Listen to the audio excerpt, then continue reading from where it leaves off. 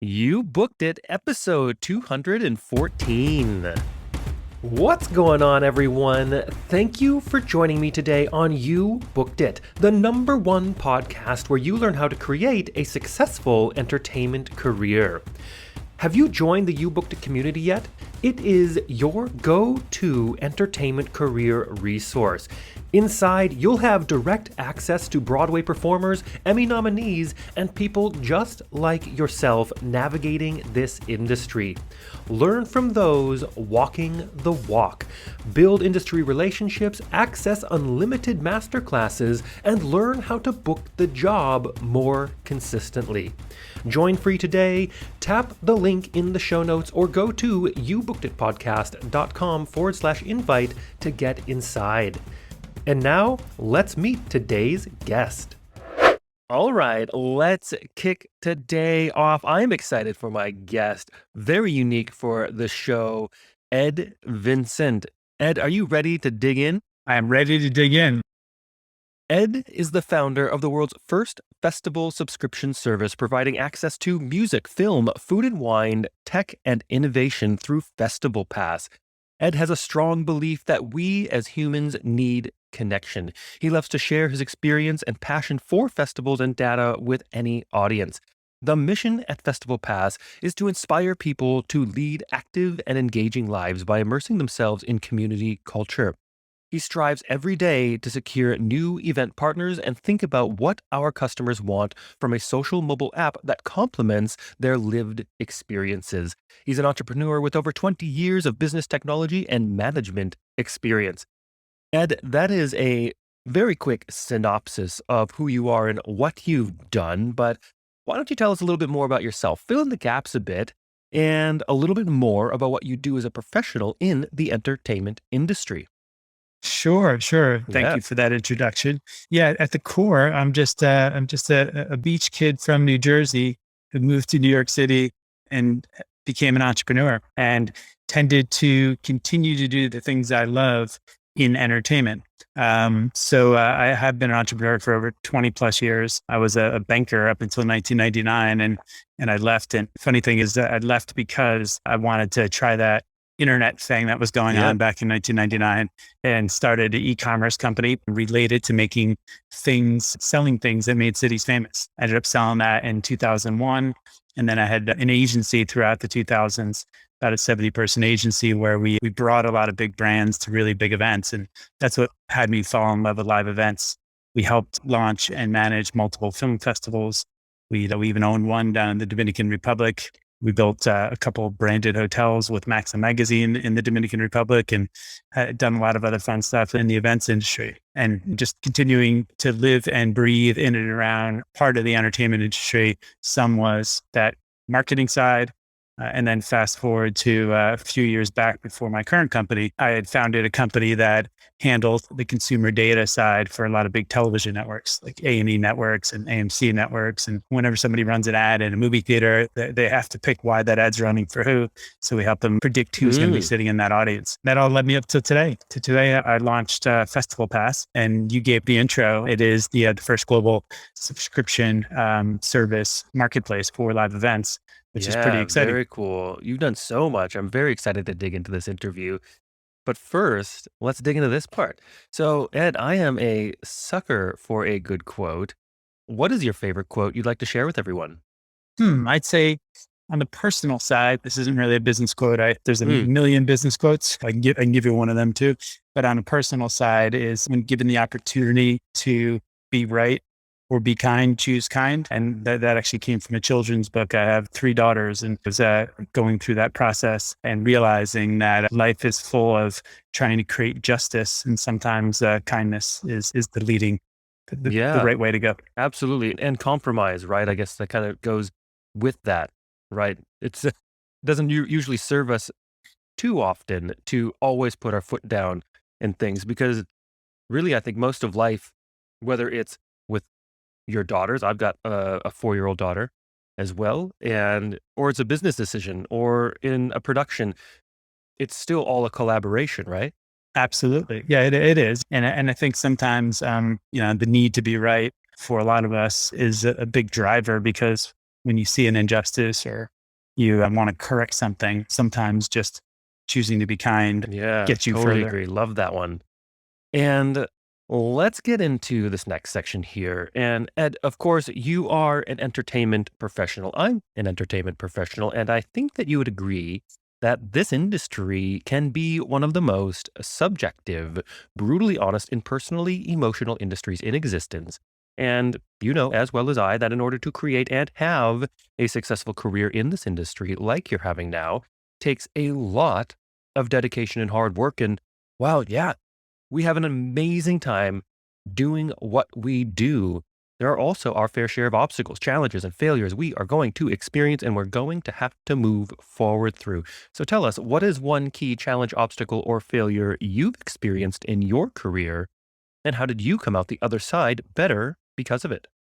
Sure. I think on the business side, I found that through experience that sometimes having patience to allow what is authentic to myself happen ends up being kind of a silver lining sometimes. I'll give you an example is my first company. I remember selling it in 2001 thinking, hey, I'd be better off trying to sell it at the time, thinking I was an internet millionaire, knowing that at the time there was the internet crash was looming. So I didn't know how I'd be able to continue to finance the business thereafter. And by jumping into it and selling it quickly, I didn't realize what was on the other side. So soon thereafter of the crash, and obviously 9/11 happened back then, but Google and Facebook and all these amazing companies that we didn't even know existed or were going to exist happened there. So all of a sudden now the e-commerce business had all these other tools to be able to grow rapidly and expand very quickly.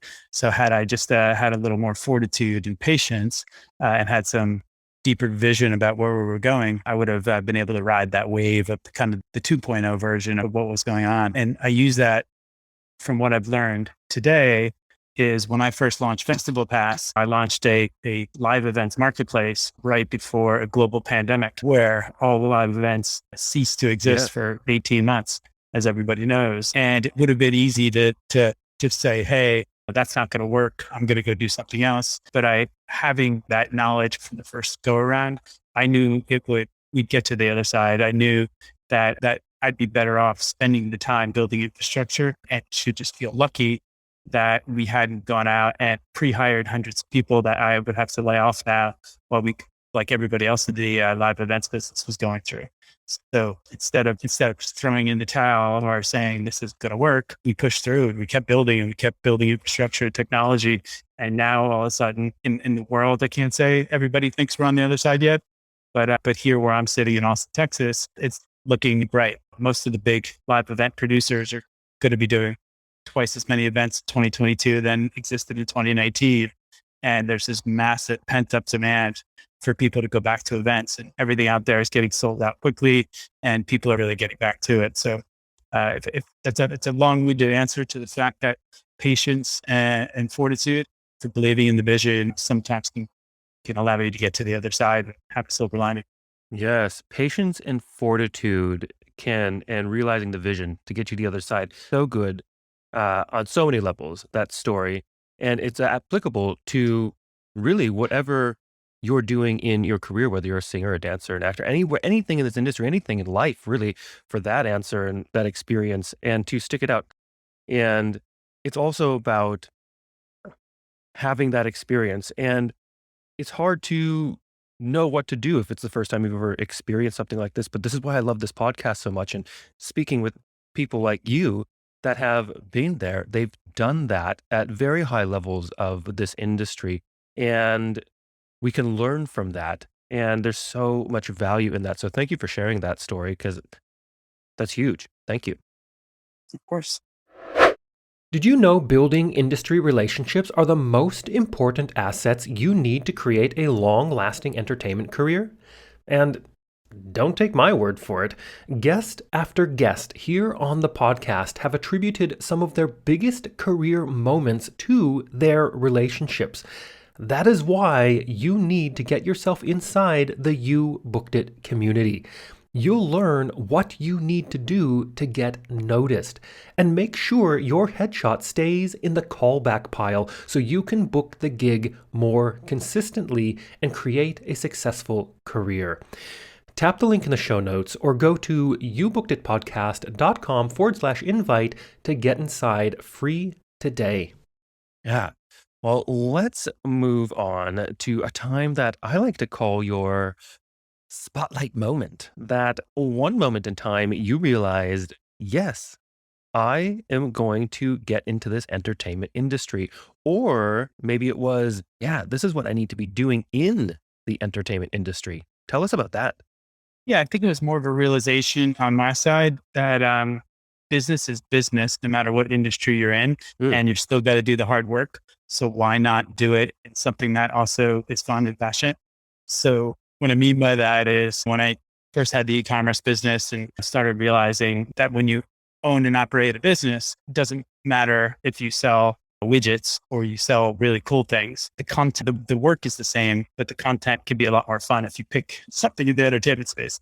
So then I just realized that. And then when I launched my agency, I started working with a lot of the entertainment magazines. I think my first client was In Touch Weekly magazine when I started my agency. And it was back in the days of, Survivor and all the reality shows coming out. I started throwing a bunch of these events for a lot of people in the entertainment industry. And I was like, oh, this is fun. Still work, but it's fun. And then fast forward, decided that we're going to build this agency around big music festivals and around film festivals and around big events. And started realizing that this is one of the most fun parts of my life because we're working hard, but we're also enjoying the content that comes around in the industry. I could have been producing conferences, Right. but that wouldn't be that much fun. And that continued along the way. And when I chose to get into the data space, I could analyze data in the coal mining industry, or I could analyze data in movies, film, and music. And I started realizing that no matter what it is, I will always enjoy understanding everything going on in the entertainment industry. And it was a more fun path. So it's really that kind of aha from the beginning of starting my first company. Oh, that's really good. I love that. I love how you said not the business is business, right? All of the stuff surrounding what you need to do, the hard work is all there, and it's the content that changes. And I think what a good thing to take from that for our listeners that are performers, that's the great part about the business side of show business is that it is the same. That's the kind of a constant, right? But it's the content that changes. And there's so many performers out there that are very apprehensive of learning too much or digging into that business side of things. But learning the business side of things is how you create longevity in your careers, how you create predictability.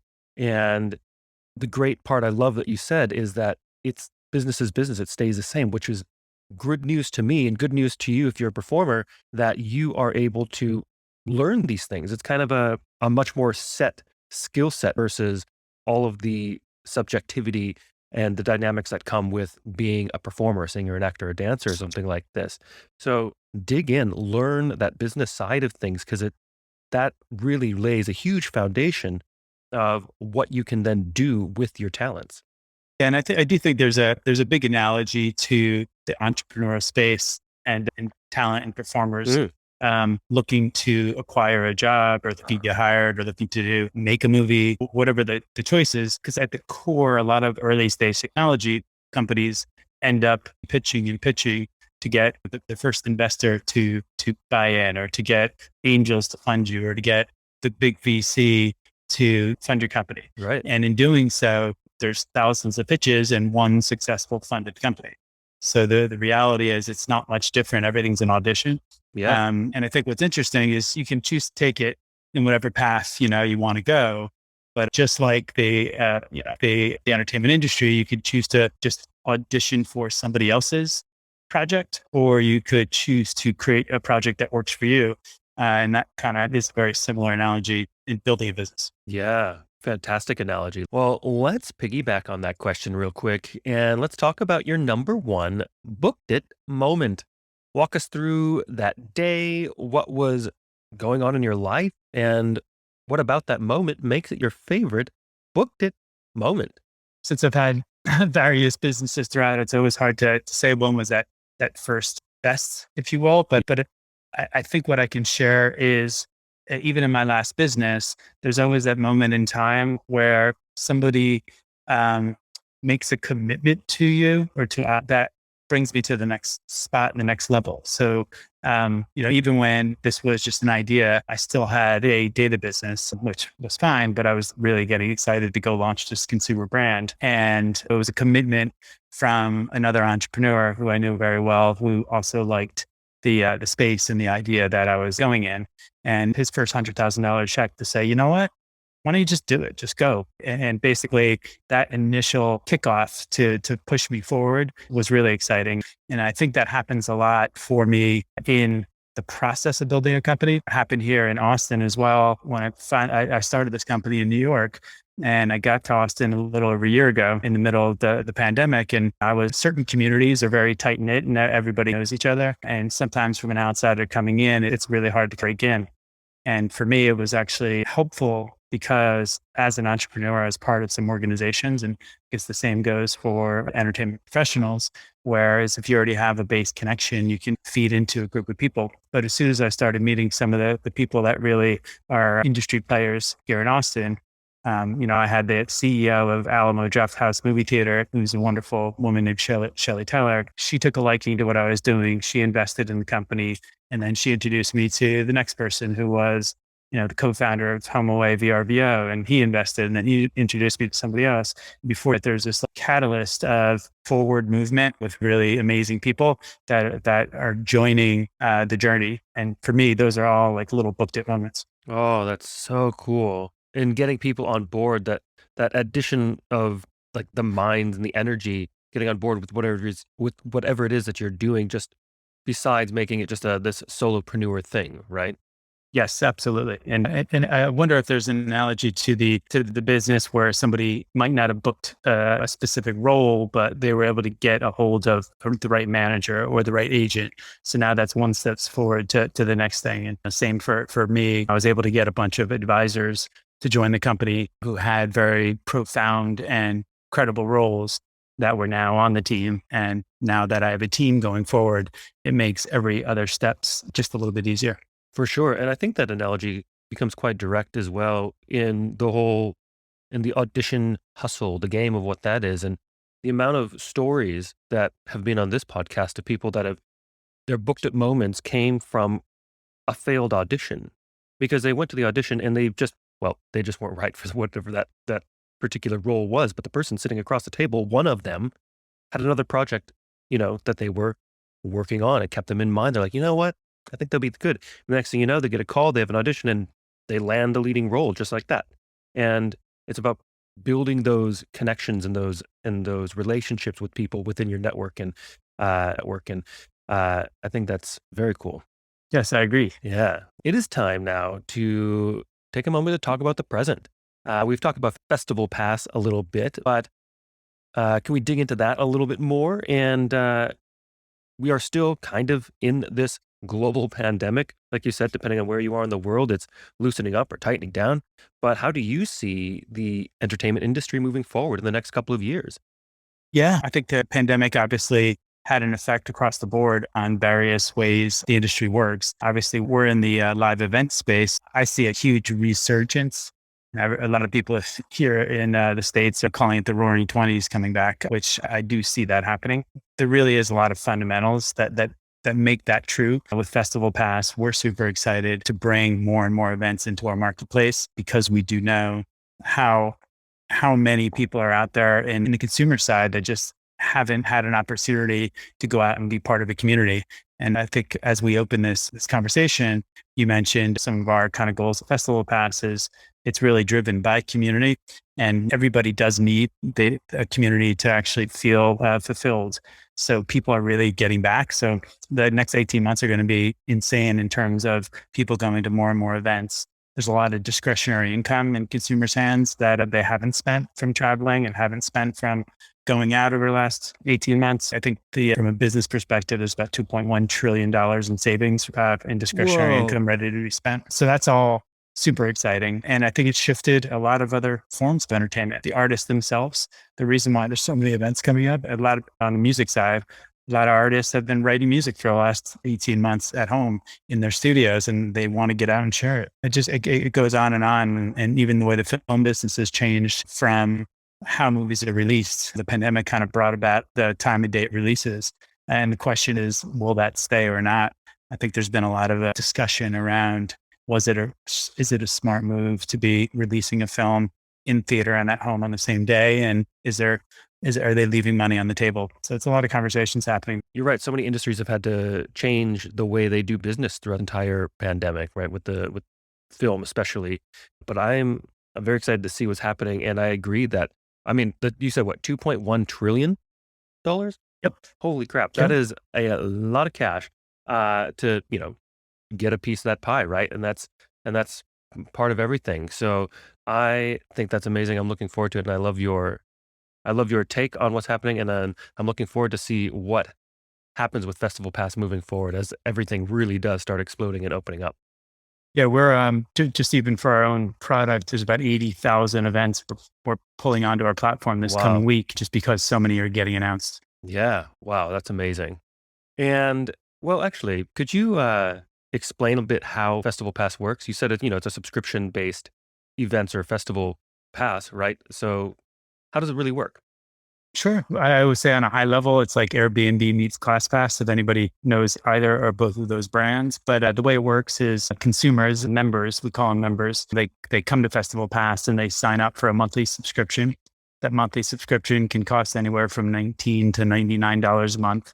And in return for that fee, they get credits, and they can use those credits to attend tens of thousands of live events. It's almost like credits from the old days at the arcade, but they can then apply those to go to these events. And the reason it becomes useful to do so is we will never charge a ticketing fee. There's been a big kind of rub in the industry for so long about transaction and ticketing fees, and them being 10, 20, 30% of the actual ticket price. So that we also enable a lot of other fun items that are valuable. So our members can also book hotel rooms at 20 to 40% less than they would anywhere else on the internet, because we get wholesale rates as a membership group. So they can use those credits to book those hotels. And there's a lot more we're doing with artists to really build benefits and really subscriptions and ways for our members to get perks, whether those perks are advanced tickets, whether those perks are meet and greets, or other unique items that some of the touring artists or sporting teams or theater groups will allow our members to participate in. Very cool. Thank you for that. That's amazing. And it is now time to move to one of my favorite sections in the interview. I call it the Grease Lightning Round. I am going to ask you a handful of questions. I want you to answer them as quickly and concisely as possible, one after another. Are you ready? Yes, I am. Brilliant. First question. What was the one thing holding you back from committing to a career as an entrepreneur? Nothing. Second question. What is the best piece of advice you have ever received? There's no limit what a man could do if he doesn't mind who gets the credit. Third question. What is something that is working for you right now? Or if you'd like to go pre-COVID, what was working for you before the industry kind of took a pause? I think what's working for me now is just continuing to build relationships with people that can help. It started working for me pre-COVID. It's been working through. And I do realize that the core relationships are what drives any success. Oh, so glad you said that. I say this all the time on the podcast, that relationships are everything in every business and every scope of life, but specifically for the entertainment industry, it's how you can create a real, true professional career. It's one thing to book a gig or maybe 2 contracts, right? But to book a career's worth of them requires relationships. Agreed. It's the core for anything. If you're good to people and people want to work with you, then they tell others, and it just makes everything grow exponentially. There you go. Fourth question. What is your best resource, whether that is a book, a movie, a YouTube video, maybe a podcast or piece of technology you found is helping your career right now? Sure. So as an entrepreneur, there's so many different books. I've been part of an entrepreneur organization for 14 plus years globally. So there's always a ton of tools, but there's one book that I really called Measure What Matters. And it's really more applicable to building a company and making sure goals are aligned with actions, and those actions are aligned with larger goals. So it enables us as a culture to move forward in the right direction. So I guess it can be applied really anywhere, but measure what matters. Very cool. I will have to check that out. I have not read that book, but I will add it to my list today. And the fifth question, if you had to start your career from scratch, but you still had all the knowledge and experience you've collected from your career in this industry, what would you do or not do? Would you do anything differently, or would you keep it the same? Yeah, I mean, because I sit where I sit today and I love what we're doing, I would be doing this. I felt like everything over the last 20 years has led up to why I'm doing what I'm doing. Passion for live events, having a significant data background, having run and built other tech and SaaS companies. So all of it coming together in this space, which is a $200 billion industry in the live event space. And I'm excited to have the vehicle through which to affect change in this industry. And I'm excited because I think our model is the one for the future. So I wouldn't be doing anything different because I can't think of another challenge that's as big and as exciting as what we're doing. Oh, very cool. Love that.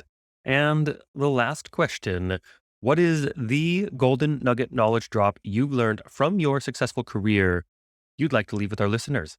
I think I'd given a few along the way. I think the patience was really the key one, but yeah, I should have been better prepared for this. It's kindness first, patience wins. Don't worry about the credit. As long as you continue moving forward, the credit will come. People will know what you've done. You don't have to ask for it.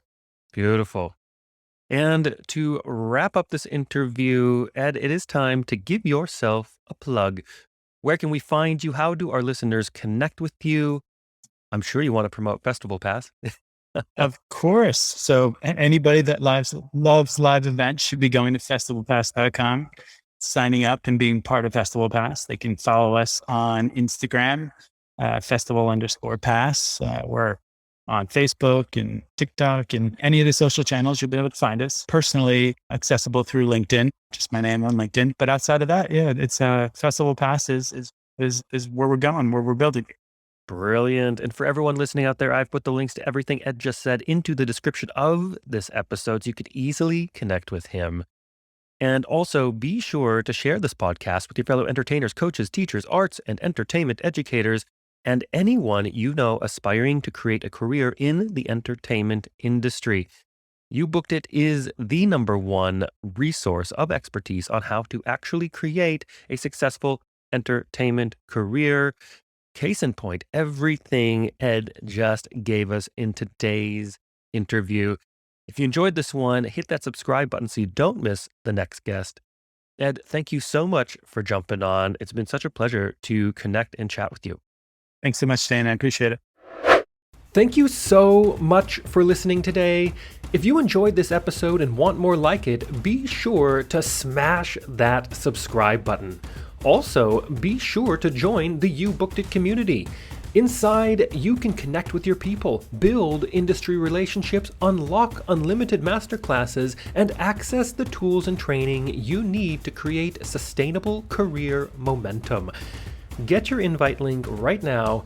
Tap the link in the show notes or head over to youbookeditpodcast.com/invite, and we'll see you there.